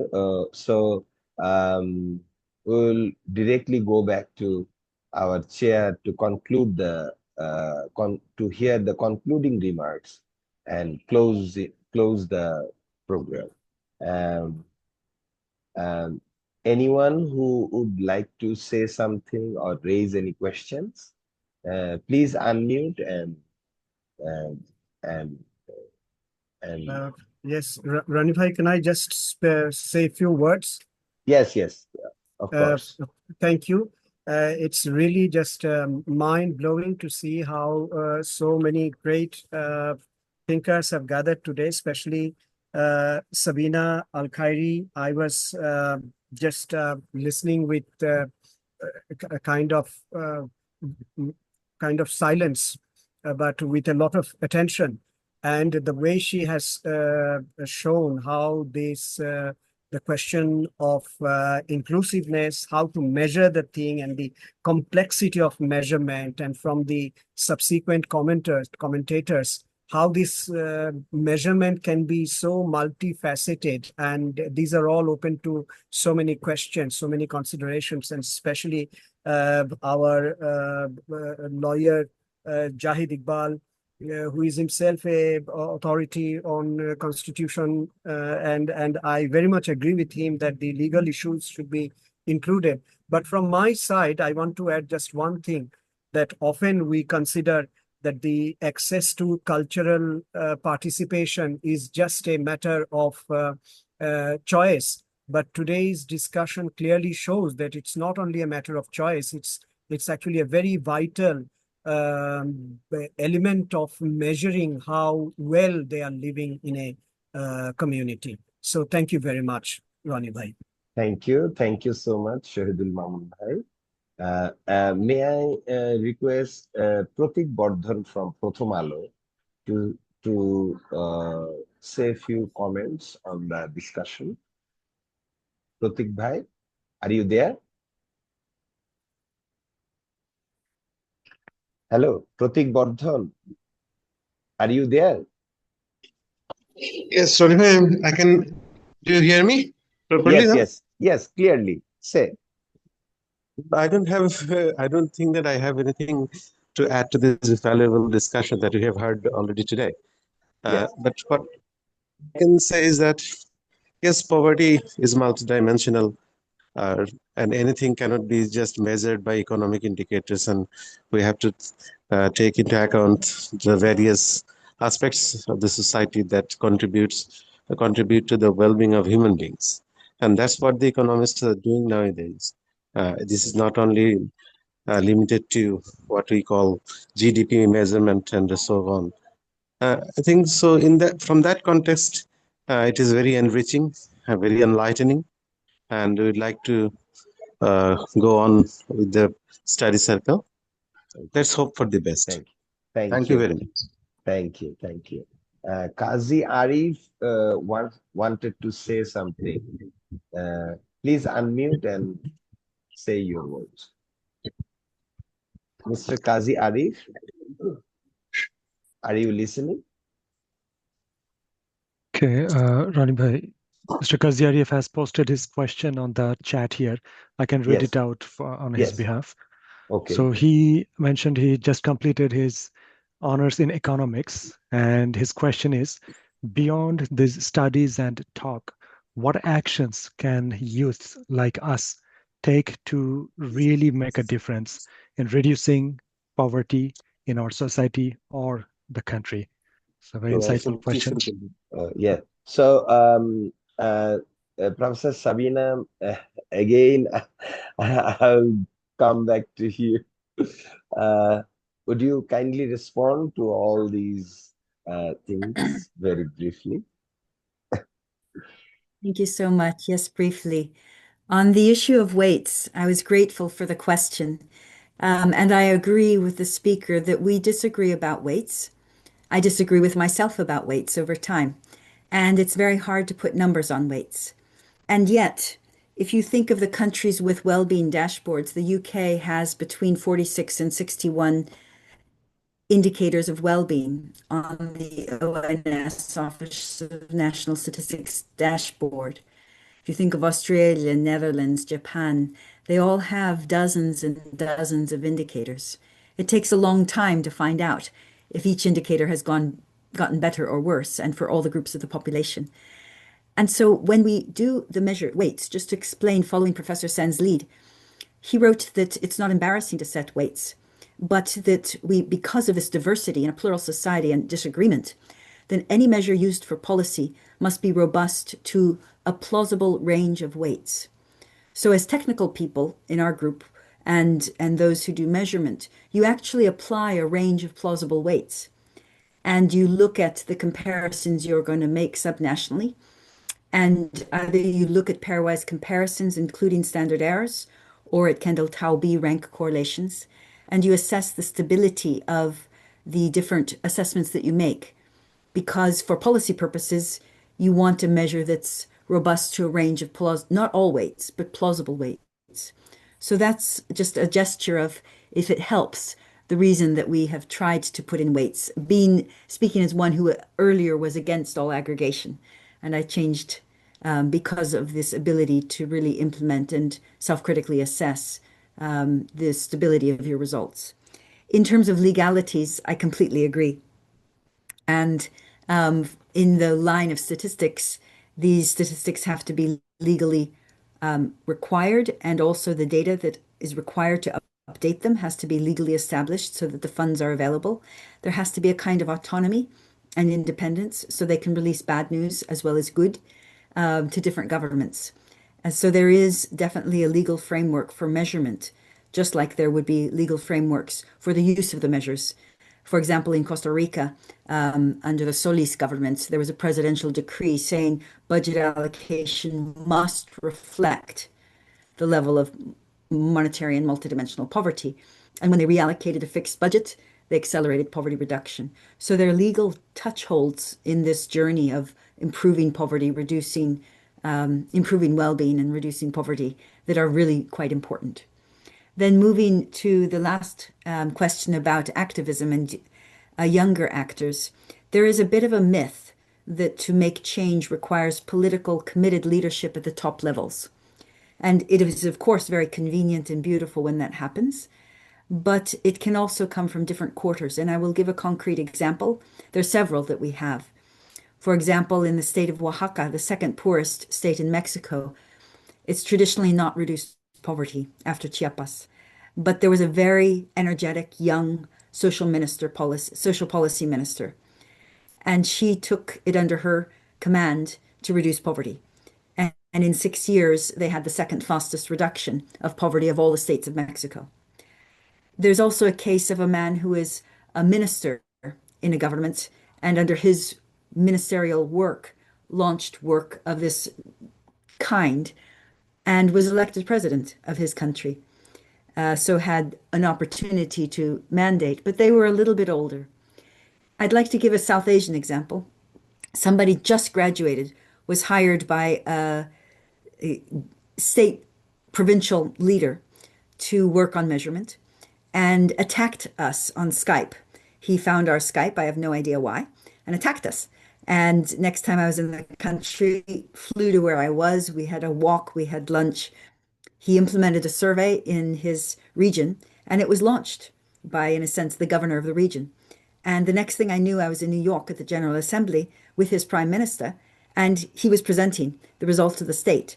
And now that country has an official MPI. It was his persistence. His buddies now are also working with him. They all have jobs now in the capital, now more in the UN system as well as government. But persistently following something, seeing it through, and just this joyous determination to do something encouraged others, his superiors in this case, to also become animated and explore it, give him space to explore it. And it was a lot of hard work, but it certainly paid off. So I think whatever it is that is your passion, driving into it can actually make change, and it can go up and reverberate upwards. And we've seen that, and we are so grateful for people who do take issues of ultra poverty, inequality as their topics and work on them. Thank you so much. Thank you so much, Professor Sabina Alkari, for such a analytical presentation and new ideas and new aspects you have shown to us that would be ever valuable and treasure for all of us. Thank you so much. Thank you. Thank you. And now I think we are at the end of our program, and may I now request our chair, Professor Raymond Subhan, Chairman, Center for Policy Dialogue, CPD, to present his chair's address.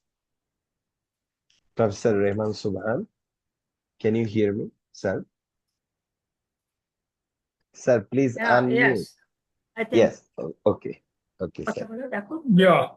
Well, to begin with, I must. Can you hear me, everyone? Yes, yes, sir. Yes.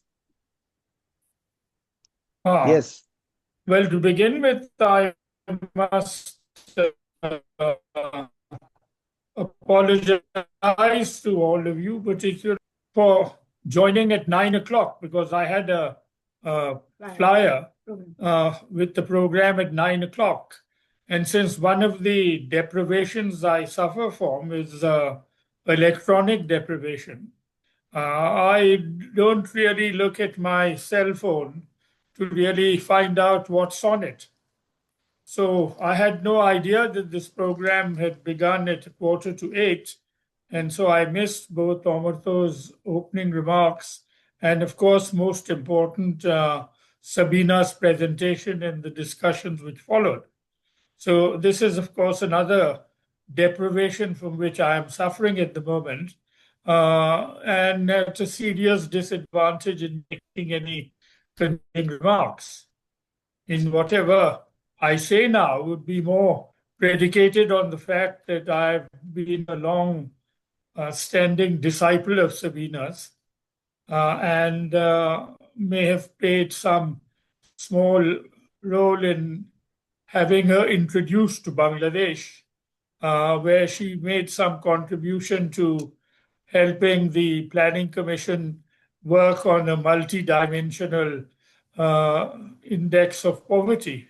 I think Sabina may be familiar with that. I don't know what was the end product of that particular experience.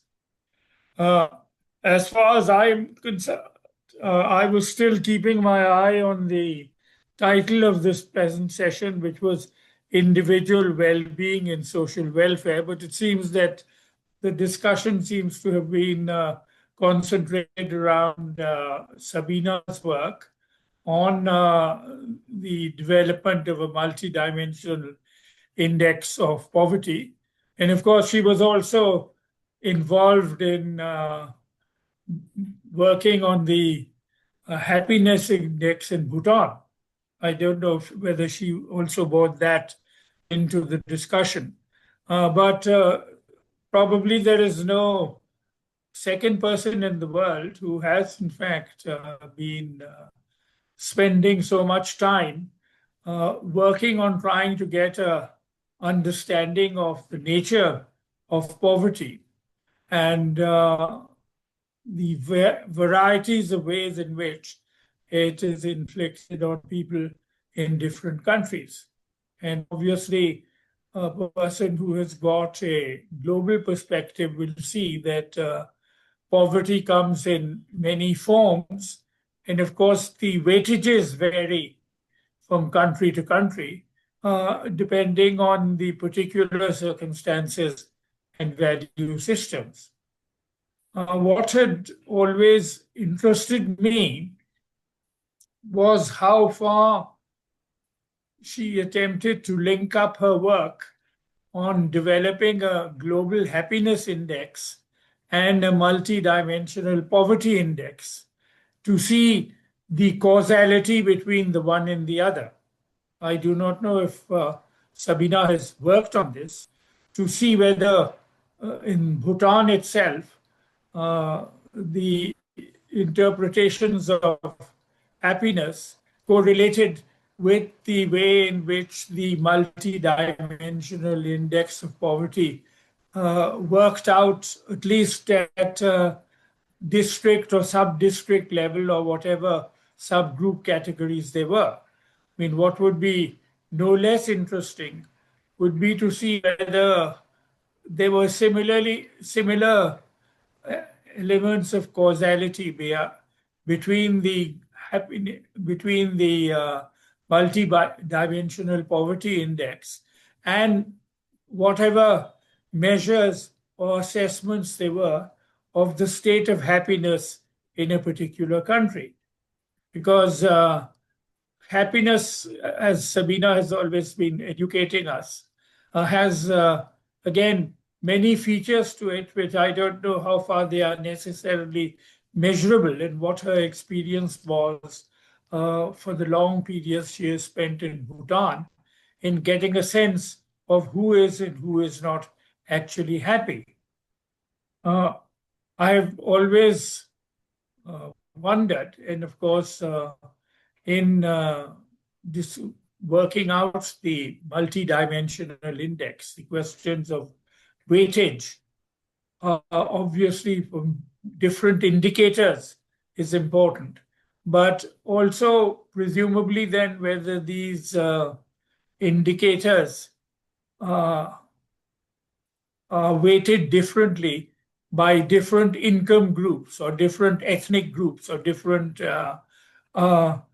subcategories of nationalities to determine where they would assign weights when you are measuring their multidimensional index of poverty. If you are wanting to get an aggregated sense of their state of poverty, to apply a common index right across the geographic or political landscape of a country without sensitizing yourself to the particular circumstances of a particular area and group of people, obviously is going to give you a different set of results from an aggregate. Now, I'm pretty sure that this has all been addressed at one point or the other by Sabina, so merely my absence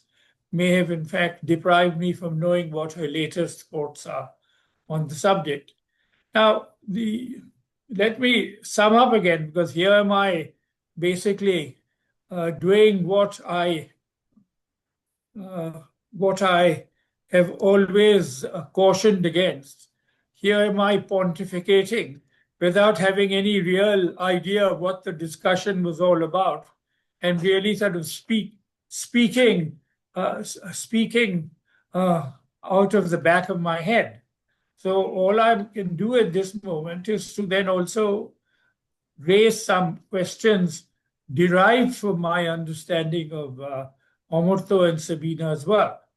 Now, Sabina got into her work on poverty by initially working with Amartya. She was his student, did PhD work with him, and of course then moved on from the conceptual and philosophical dimensions of his work into attempting to then sort of put more concrete measures of issues which were conceptualized by Amartya.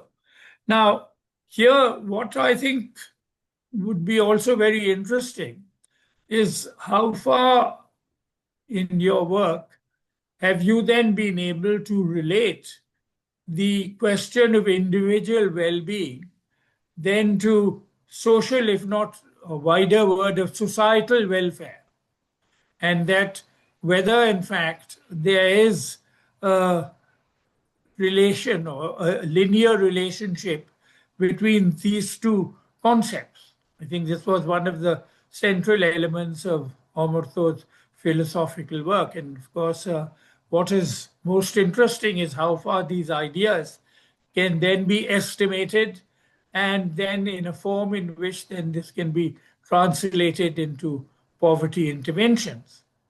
And again, how far your linking again of well-being and capabilities can then be causally related and built into a policy framework. Obviously, estimating capabilities in relating this then to its contribution to well-being, and to do this in a quantitative sense, as distinct from a conceptual sense, has been particularly challenging. And then I'm not quite sure, again, whether this has been part of the work that you have actually done or you have been attempting to do in relation to the work which you have been doing on multidimensional poverty. At the moment, you get periodic notions of global happiness, in which countries are more happy than others.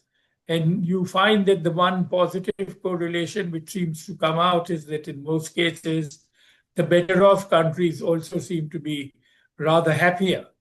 Now, I don't know, of course, whether this is consistent with your experience with Bhutan and whether the Bhutanese managed to attain, even at their low levels of at the LDC level of survival, whether they manage then to enhance their happiness to much higher levels than countries who are at a much higher income level and higher stage of development.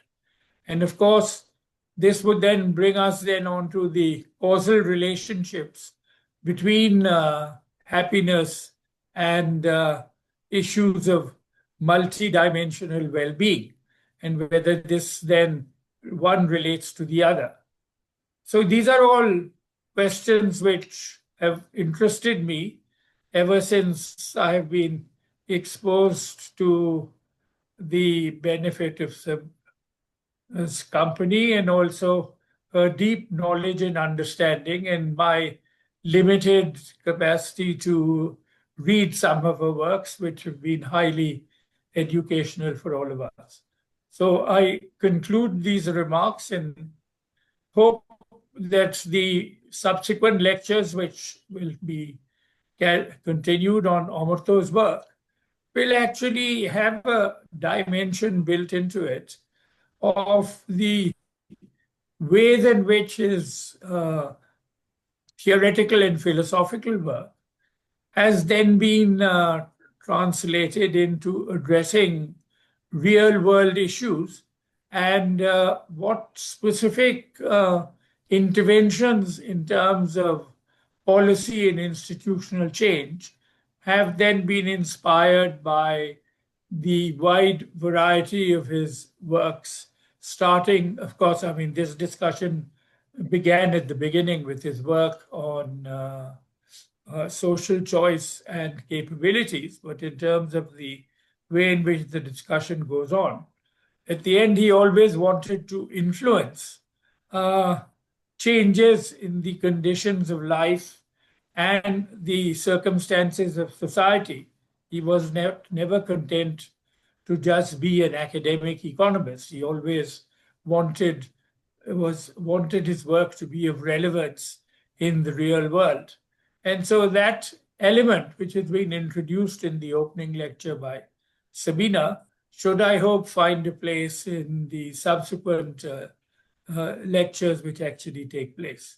So I'm glad that Ronnie has initiated this exposure to Amartya's work, and we hope that it has audience which can then learn from the presence of important scholars like Prashanto Patnaik and others to follow, who will in fact really then be carrying this program to its final stages. So again, thank you all, and my apologies for not being more alert in reading electronic messages, but then there it is. We all have our various forms of deprivation. Thank you, sir. Thank you. you. And may I request now Professor Sabina to some concluding remarks? Well, first of all, I really would like to thank Professor Rehman Soban. We were just at the Human Development and Capability Approach meetings in Bradford with many of the people who follow the capability approach. And actually, your autobiography and your works came up extensively in that meeting.